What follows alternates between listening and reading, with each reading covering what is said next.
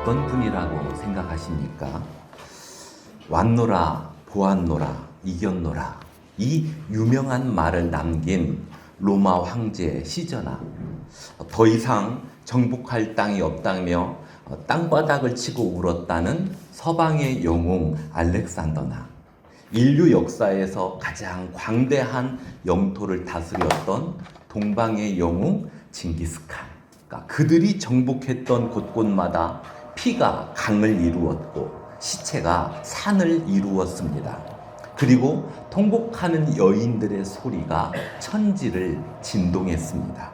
즉 그들의 승리는 약탈과 죽음과 분노와 슬픔이 뒤엉켜진 현장이었던 것입니다. 그러나 우리 예수님의 승리는 달랐습니다. 예수님은 유대 종교 지도자들에 의하여 십자가에서 죽임을 당했으나 3일 만에 부활하심으로써 이 땅에 오신 하나님의 아들이자 죽음의 권세를 이기신 메시아라는 사실이 선포되었습니다. 하나님의 아들이신 예수님께서 이 땅에 오신 이유가 무엇입니까? 미 우주항공국 소속의 우주비행사 제임스 어윈은 4번째로 달 착륙에 성공한 사람입니다. 그가 아폴로 15호를 타고 달에 착륙했을 때 그에게 감격이 물밀듯 밀려오지 않았겠습니까? 그런데 그 감격보다 달에서 출발하여 지구로 돌아올 때 더 큰 감격이 밀려오더랍니다. 그러니까 점점 가까이 다가오는 지구를 바라보면서 요한복음 3장 16절 말씀이 떠올랐기 때문이랍니다. 하나님이 세상을 이처럼 사랑하사 독생자를 주셨으니. 이 성경 구절이 제임스 어윈에겐 하나님이 저 지구 안에 있는 사람들을 이처럼 사랑하사 독생자 예수 그리스도를 주셨으니로 이해되었고, 그 순간 천지를 창조하신 하나님과 예수님에겐 이 지구 안에 있는 사람들이 매우 특별한 존재라는 성경의 내용이 그에게 큰 울림으로 다가왔던 것입니다. 그렇습니다. 하나님의 아들이신 예수님은 이 지구 안에 있는 사람들을 사랑으로 품었습니다. 죄와 분노와 슬픔과 죽음으로 인해 고통받는 사람들을 구원하기 위해 이 땅에 오신 것입니다. 그 예수님의 이름을 믿는 자에겐 죄인이었던 신분이 하나님의 자녀라는 새로운 신분으로 바뀌게 되고, 새로운 신분을 가진 자에겐 슬픔이 기쁨으로, 절망이 소망으로 바뀌는 은혜 안에서 살아가게 됩니다. 그 은혜 안에서 살아가는 자들이 함께 모인 공동체가 교회입니다. 그래서 교회는 다른 공동체들과 다릅니다. 교회는 이익을 목적으로 생산, 판매, 금융, 서비스 등을 행하는 기업과 다르고, 교회는 서로의 친목을 목적으로 하는 친목 모임과 다릅니다. 교회는 예수님의 은혜로 새 생명을 얻은 성도들이 함께 모여 예수님의 그 사랑을 기억하고 감사하고 고백하며 삶으로 나타내는 은혜의 공동체입니다. 그러므로 교회에 있어야 할 모습은 무엇이겠습니까? 교회에 있어야 할 모습이 매우 많지만 오늘 본문을 통해 3가지를 살펴보도록 하겠습니다. 먼저 본문 1절을 보시죠. 안디옥 교회에 선지자들과 교사들이 있으니 곧 바나바와 미게르라 하는 시므온과 구레네 사람 루기오와 분봉왕 헤롯의 젖동생 마나엔과 및 사울이라. 안디옥 교회의 구성원들, 그 중에 지도자들 명단입니다. 먼저 바나바. 사도행전 4장을 보니 바나바의 본래 이름은 요셉입니다. 그는 레위 지파의 후손인데 구브로, 즉 지중해에 있는 섬 키프로스에서 출생했습니다. 그의 조상들이 어떻게 해서 구브로에 정착하게 되었는지, 또 그가 언제 구브로에서 나왔는지 그것까진 알 수 없으나 예루살렘에서 초대교회가 형성될 무렵 요셉은 자기 땅을 팔아서 교회 공동체가 함께 사용할 수 있도록 헌신했습니다. 이 자체가 귀하지만 요셉의 진가는 그가 함께하는 사람들을 진심으로 위해 주었다는 사실입니다. 한마디로 그는 따뜻한 사람이었습니다. 그래서 그의 곁엔 사람들이 항상 머물렀습니다. 이에 사도들이 요셉에게 바나바라는 별명을 붙여주었습니다. 위로의 아들이라는 뜻입니다. 그와 함께 있으면 위로를 받는다는 의미입니다. 얼마나 따뜻한 사람이었으면 함께 있는 그 자체로 위로가 될까요? 그래서 복음이 안디옥에 전파되고 많은 사람들이 예수님을 믿고 있다는 소식이 들리자 예루살렘 교회에서 바나바를 안디옥 교회로 파송한 것입니다. 누구보다도 따뜻한 사람 바나바가 새롭게 세워진 안디옥 교회에 제격이라는 판단을 사도들이 한 것입니다. 그 판단이 맞았습니다. 11장 24절을 보니 바나바가 그들과 함께함에 안디옥 교회가 더 부흥했습니다. 그러니까 이로 볼 때 교회에서 지도자 위치에 있는 사람들은, 아니 예수님을 믿는 모든 성도라면 어떤 실력이나 열심보다 온화한 성품과 따뜻한 말이 우선임을 알게 됩니다. 그런 의미에서 묻겠습니다. 여러분의 언어와 성품은 따뜻합니까? 가정에서, 교회에서, 직장에서, 그리고 이웃들을 향해 여러분의 언어와 성품은 따뜻하게 나타나고 있습니까? 따뜻한 사람이 타인을 변화시키고 따뜻한 사람 곁엔 사람들이 모여듭니다. 저와 여러분에게 이 따뜻한 성품 그리고 따뜻한 언어가 있기를 소망합니다. 안디옥 교회 지도자들 중에는 또 누가 있습니까? 니게르라 하는 시므온. 여기 니게르란 니그로, 즉 흑인을 일컫습니다. 당시엔 유럽 사람들이 아프리카를 점령하고 노예로 삼던 시기가 아니었기에 흑인이라 해서 인종차별을 하지 않았던 것으로 보입니다. 또 구레네 사람 루기오, 여기 구레네는 북아프리카에 속한 지역입니다. 그리고 마나옌, 이 마나옌을 가리켜 분봉왕 헤롯의 젖동생이라고 표현했는데, 젖동생이란 한 유모의 젖을 먹고 자란 사람을 가리킵니다. 그러니까 저도 구남매 중 막내로 태어나서 엄마의 젖보다는 이웃집 아주머니의 젖을 더 많이 먹고 자랐습니다. 그 이웃집 형에겐 제가 젖동생인 것이죠. 그런데 마나엔은 헤롯의 젖동생이라고 했으니 마나엔 또한 왕족 집안의 사람이었을 가능성이 있습니다. 그리고 또 누가 있습니까? 사울입니다. 사울은 학문이 뛰어난 사람이자 열렬한 유대주의자였습니다. 차기 유대교를 이끌어갈 사람이었습니다. 그리고 맨 앞에서 그리스도인들을 핍박하던 사람이었습니다. 그러나 그에게 다가온 예수님의 사랑으로 인해 변화되었고 이젠 안디옥 교회의 지도자 중 한 명으로 살아가고 있습니다. 자, 이 안디옥 교회의 지도자들을 보십시오. 바나바와 사울은 유대인의 혈통을 가지고 있으며 시므온과 루기오는 아프리카 사람들입니다. 그리고 마나에는 에돔 사람일 가능성이 큽니다. 왜냐하면 헤롯 가문이 에돔 출신이거든요. 그러니까 안디옥 교회는 인종 간의 벽이 허물어진 교회요, 지도자들까지도 다양한 민족과 사람들로 세워진 교회였습니다. 바로 이 모습이 교회에 있어야 할 모습 아니겠습니까?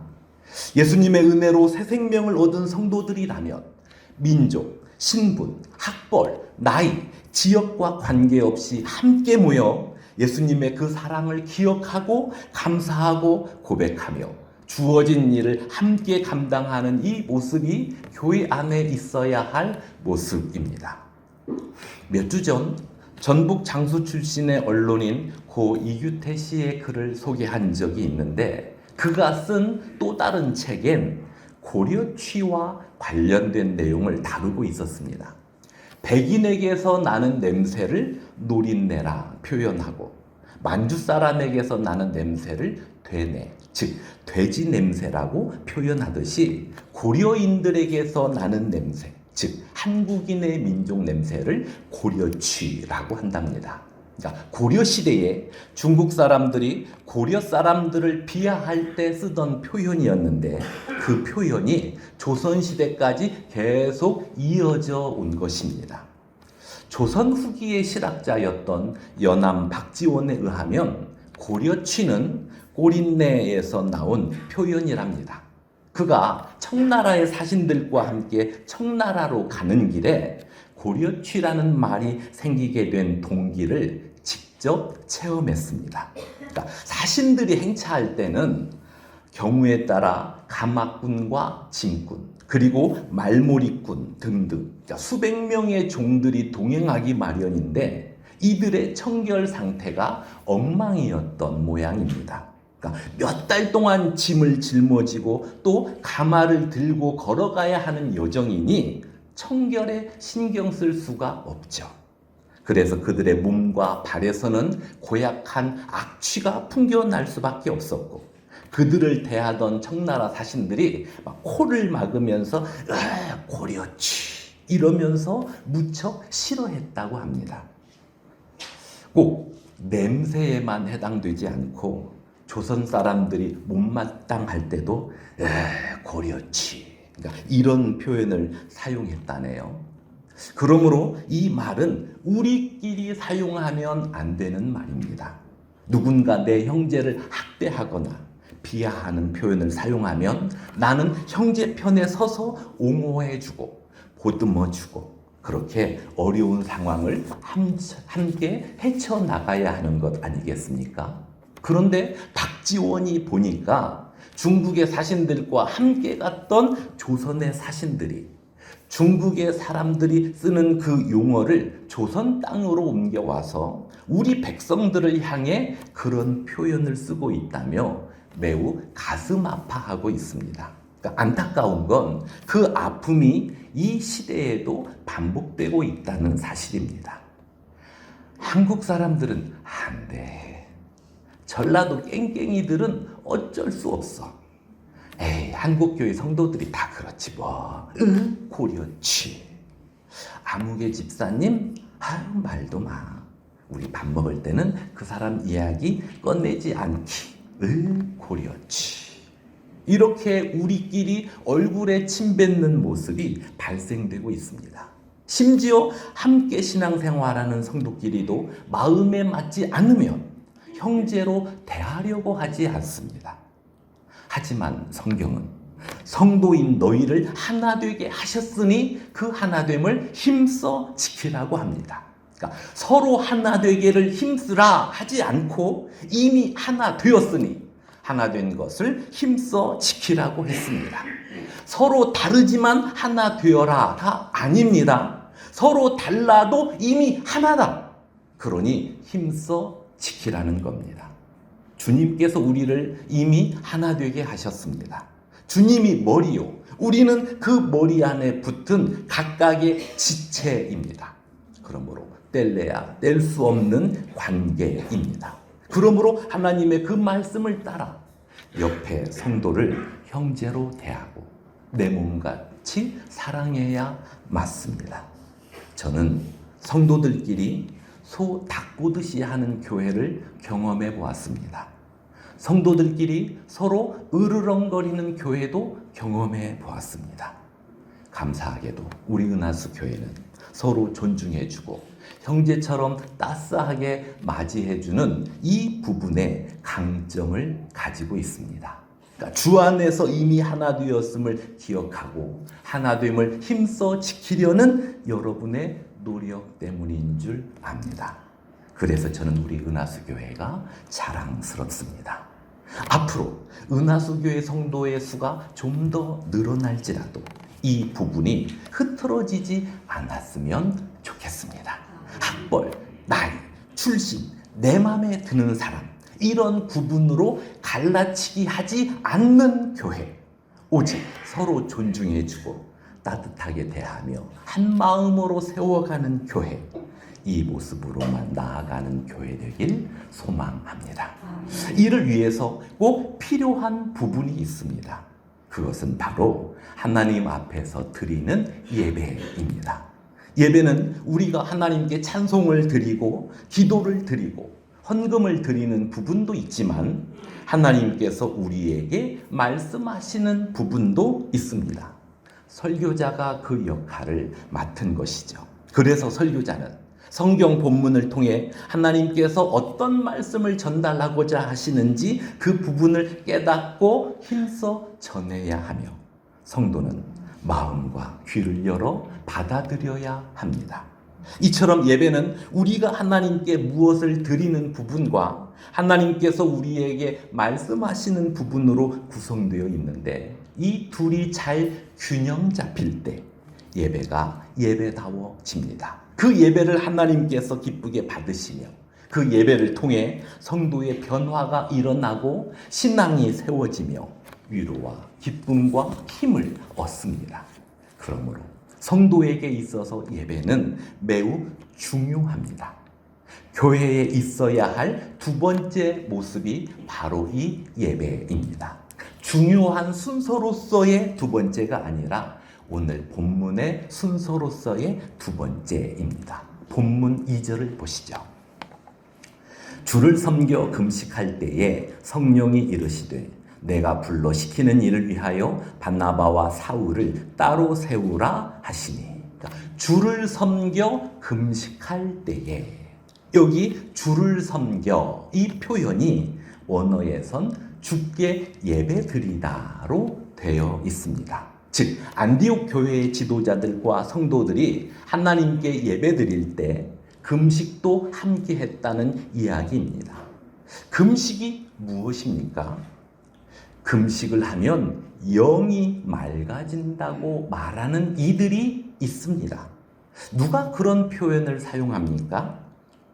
명상을 하는 사람들이 사용하는 표현입니다. 또 이방 종교의 사람들이 그 표현을 사용합니다. 그들은 금식을 자주 하는 편이거든요. 그래서 자신들의 영이 상대방의 영보다 맑다는 것을 강조하기 위해 그 표현을 사용하는 것입니다. 내가 당신들보다 깨끗한 영을 가진 사람입니다. 이것이 전제되면 상대방이 나에게 한 수 접고 들어온다는 것을 파악한 것입니다. 그러므로 성도인 우리는 금식을 하면 영이 맑아진다고 하는 말에 현혹되어선 안 됩니다. 금식을 하면 영이 맑아지는 것이 아니라 배가 고픕니다. 그리고 금식의 기간이 길어지면 생명이 위태로워집니다. 그런데 예수님도 금식을 하셨고 믿음으로 살았던 신앙의 선배들도 금식을 했습니다. 왜 금식을 한 것입니까? 영이 맑아지기 때문이 아니라 하나님만 의지하겠다는 강력한 믿음의 표현입니다.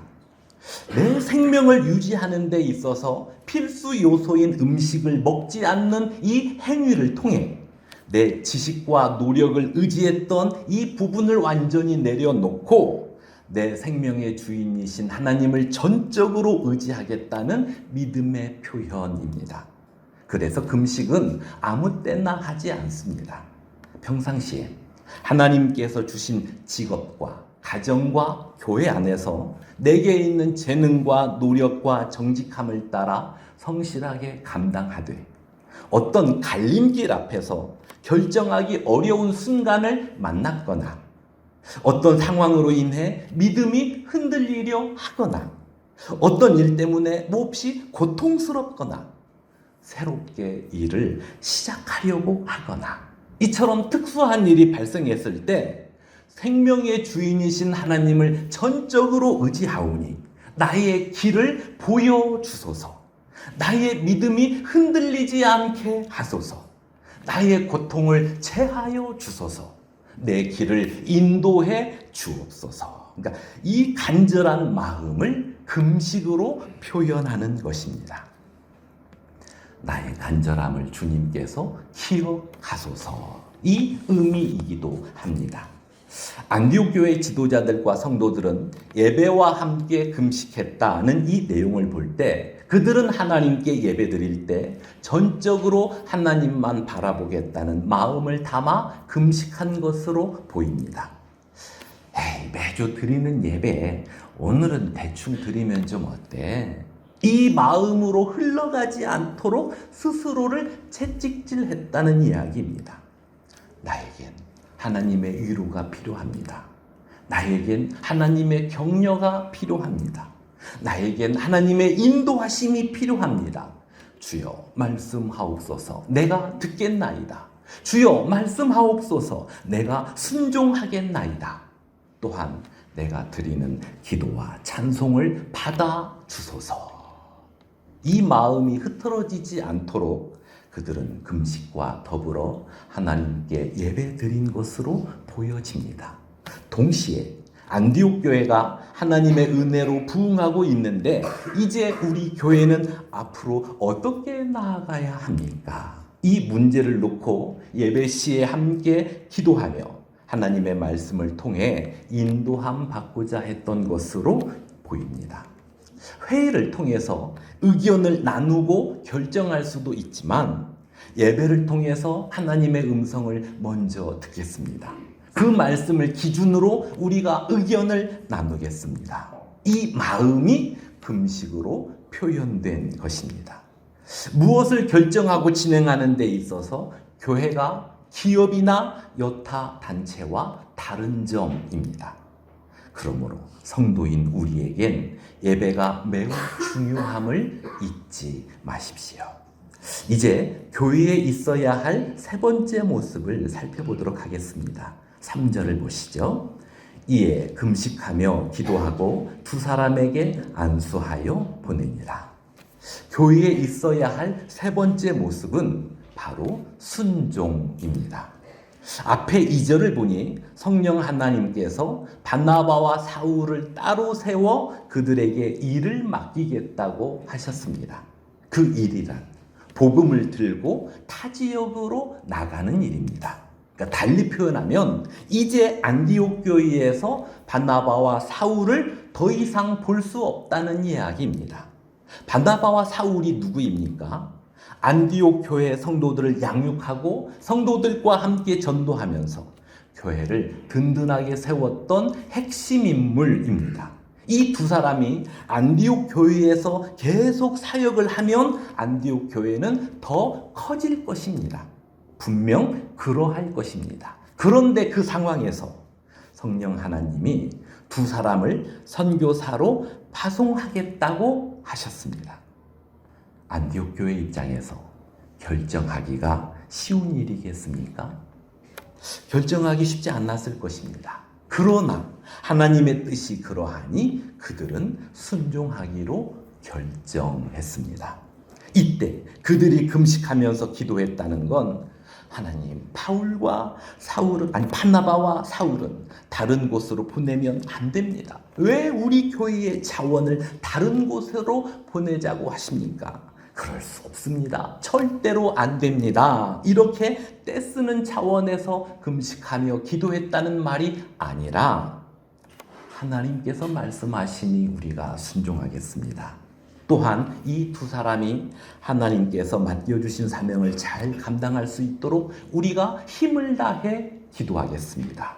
어느 곳에 가든지 복음의 열매가 맺히게 하옵소서. 이 마음의 표현이 금식과 기도로 나타난 것입니다. 그 순종의 결과 복음이 전 세계로 뻗어나가게 되었고 저와 여러분에게도 예수 그리스도의 복음이 전달되어진 것입니다. 이처럼 순종은 열매를 맺습니다. 그러므로 오늘 말씀을 통해 우리가 함께 들었던 내용들, 즉 가정에서, 교회에서, 직장에서, 그리고 이웃들에게 따뜻한 언어와 성품으로 다가가자는 내용과 학벌, 나이, 출신, 내 마음에 드는 사람, 이런 부분으로 갈라치기 하지 않는 교회를 세우며 오직 서로 존중해주고 따뜻하게 대하여 한 마음으로 교회를 세워가자는 내용, 또 하나님께 예배드릴 때 전적으로 하나님만 바라보자는 이 내용까지 내가 즐거이 순종하겠습니다 라는 결단이 여러분에게 있길 소망하고, 그 결단을 따라 삶을 살아갈 여러분 모두에게 하나님의 크신 은총이 있기를 주님의 이름으로 축원합니다. 기도하겠습니다. 하나님 아버지, 오늘 또 우리가 하나님의 말씀을 함께 들었습니다. 이 말씀이 우리 마음에 잘 새겨지길 원하고 순종하는 데까지 나아가길 원합니다. 그래서 교회 안에 꼭 있어야 할 모습이 있게 하시고, 더 나아가 교회 밖에서도 성도다운 모습으로 선한 영향을 끼치는 우리 모두가 되게 하옵소서. 예수님의 이름으로 기도드리옵나이다. 아멘.